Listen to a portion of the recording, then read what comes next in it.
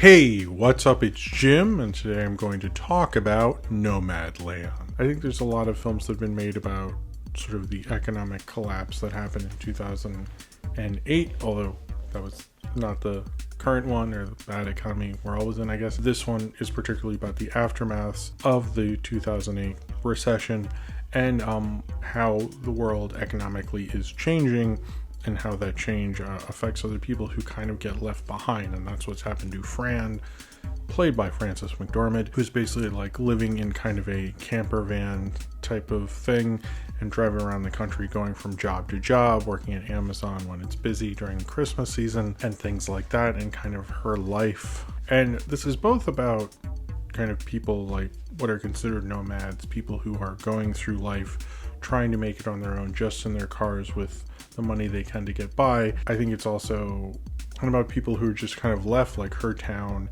is basically gone. I heard in one review, like they took away the zip code or something, but that town is over, where she lived with her husband who had died. Like that life is just not there anymore. And I think one thing that we don't talk about enough in film is what happens when you get older. Like, what do you sort of do with yourself, whether you're retired or what was once majority of your life, and how you define yourself for a long time changes. And we saw a little bit of that in like films like the end of Toy Story 4, for example, which I think this film is sort of what happens after Toy Story 4. Comparison, no one would make a guess, but I think that's a healthy thing that we probably need to talk about. As life expectancy gets longer, people live longer, people need to find things to do with their lives for those remaining years. Or what do they do, when people die, people grow up, things change, and you kind of need to find something to do with yourself. And I think part of this film is about that. Almost all of the nomads in this film are older. I guess are considered baby boomers. Most times I think when we talk about them and stuff, we talk about them as having more money and things of that nature, but there are a lot of boomers who were not as fortunate, or towns didn't work out, or it was working out for them and then it suddenly didn't. And this film really addresses that really well, which I like. But this film is mainly a character study. I think sometimes the criticism of this film, like they talk about Amazon, they don't really get into it. I don't think it's like a corporate thing. I just don't think this is the film to tackle Amazon and their fulfillment centers and everything like that. It's a character study, not a film about that. And she seems to just work there for a few months, get her money and leave. It doesn't seem like it's the greatest job, but none of these jobs seem like the greatest jobs. So maybe, I don't know, but it just doesn't handle that.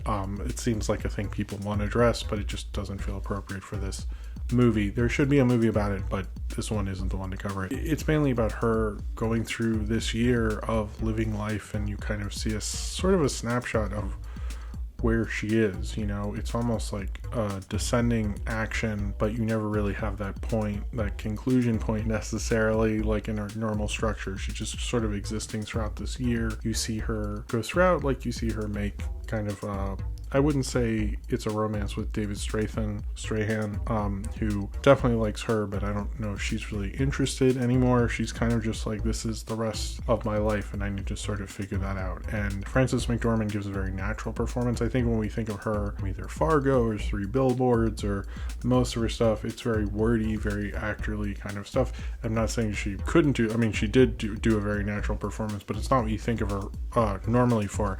And she's very good at this. I think I've seen her do natural kind of stuff like this before, but in this, it's very great. And I kind of would like to see more stuff from her like this. Like, this is a little more arty, it's a little more naturalistic, and with acting with a lot of people who are just, I guess, non-actor kind of actors, whether it's Swanky in this, whether it's Bob Wells, who's kind of an advocate for that kind of nomad lifestyle, which Chloe Zhao apparently does. I haven't seen The Rider. This is the first film of hers I've seen. I know she's doing Eternals for Marvel. I would like to review The Rider before that comes out. I really liked this film. I liked how it shows, how tough America is, but also how beautiful it is. The cinematography was gorgeous. This was shot by Joshua Richards, who does a really good job of showing kind of the American West and making it look beautiful, but also making it look 21st century. It's a Western about the American West in the 21st century and what that life is like, and I think he shoots it really, really well. It looks gorgeous. I wish I could see this on a big screen. I don't think I will, unfortunately, but this is one you see on the big screen for the beautiful cinematography. He did a really great job.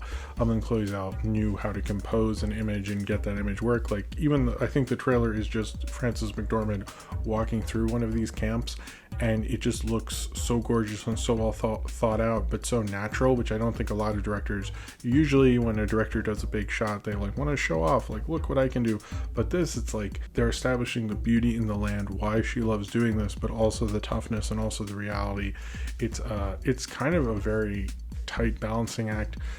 You're so in this in a character study. I didn't realize this one takes place in 2012. I really didn't know that until I was looking it up later, which is interesting. But this is right after her town is, she loses her job and her town's gone and everything like that. And I do think in society we do have a problem with like dealing with those who have been left behind, and I don't know if we necessarily know how to deal with them. But also the idea of like, what do you do when you are the one left behind, and what do you do with that knowledge, and what do you do with yourself? And it seems like most of the people in this film are older. They're not younger. There's young people in it, but they're older. And it seems like what they are doing is more both keeping busy and keeping themselves kind of active and having experiences and things like that. Both Fern, said Fran? Sorry if I said Fran, it's Fern. Both Fern, played by Frances McDormand, and David Strahan, have like families they can go with and stay in a room and stuff. It's not as financially awful as I think. Maybe some of these people don't have that support to go back to. Maybe they do. I don't know. I've known people who have traveled around, done that nomad stuff, and some of them had a nice fancy house that they could just come back and crash in, and I knew some people who didn't. So each person has a different walk in life and situation. But since we're talking about Fern and David, both of them like have, she has a room in her sister's house. He has a son with a huge like estate, basically. Like, they're fine. But I think another thing this film talks about, which seems to be people have often a hard time talking about, is like there's sometimes like you love your family, you want to be there for them, but that is not there. There are certain times of support, but it's you can't live there anymore. You won't feel comfortable. It won't be good for you mentally, and I think that's actually fine. I don't see actually an issue with that. I know some people get very upset about that, but I think it's Frances McDormand knew she couldn't stay with her sister. She knew that wasn't going to work out. It's probably not going to be good for her sister's marriage. It wasn't going to be good for her. I don't know who it would be good for. Maybe just like her not having to poop in a bucket and stuff. But other than that, it wouldn't work out. And I think she know that. But David Strahan comes to a point in his life where he has a grandchild. He's like, well, maybe I do want to stay here for a little bit. Maybe I do want to be grandpa and stuff like that. Or maybe I don't. Maybe I just want to do this for a year and then move on or something. And I think that's actually fine. That's totally fine. You kind of just got to let people go and let them do what they're going to do. I think that's another thing this film talks about, because economic times are changing, the world is changing, how we make money is changing, and people are going to be left behind and figure things out and having to reassess things. And that happens to everyone. It will happen in your lifetime and in ways that you probably won't even know right now. But it's good that we're talking about these things, actually. And I think this film brings it up, but it brings it up in a very natural way. It sort of reminds me of Kelly Reichardt in its sort of matter-of-factness, and it's kind of how matter-of-fact and chill and laid back it is.